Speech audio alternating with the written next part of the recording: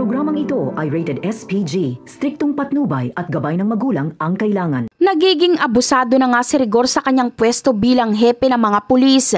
Kahit mismo kasi si Mando ng kanyang kaibigan ay hindi niya na binigyan ng halaga. Nahalata na ni Mando na palagi na lang siyang pinapahiya ni Rigor sa kanilang mga kasamahang pulis tuwing nagkakamali si Mando na tawagin siya nitong paring Rigor. Dagdag pa ang pagpapatawag ni Rigor kay Mando sa opisina nito para lang pagalitan at insultuhin imbis na magpasalamat pa sana si Rigor dahil pinagtanggol siya nito sa mga tao, dahil pinag-uusapan siya nito at pinagbibintangan na isa na ring kurakot.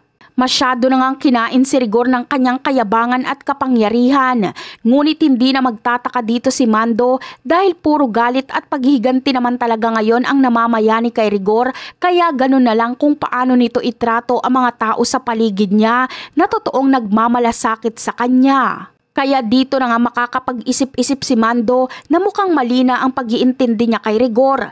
Mas makakabuti para sa kanya ay makipagtulungan na lang kay Tanggol dahil alam niyang mas tama ang pinaglalaban ng mga ito at alam ni Mando na mas maputing tao naman talaga si Tanggol kaysa kay Rigor, kaya hindi na siya magtataka kung bakit maraming kaibigan at naniniwala kay Tanggol na tagas-andimas. Kahit kasi kriminal ang tingin noon pa ni Rigor kay Tanggol, ay hindi naman talaga ganong klaseng tao si Tanggol. Kilala pa nga si Tanggol sa Quiapo bilang isang matulungin na tao at nagliligtas ng mga naaapi. Kaya ito na ang pagkakataon ni Mando para lumihis sa landas na akala niya ay totoong tama. Ngunit nagkakamali siya dahil ang totoong tama pala ay hindi lang ang pagsunod sa batas, kundi ang gumawa ng mabuti at piliin ang tama para sa nakararami. At yan ang aabangan natin. Bye!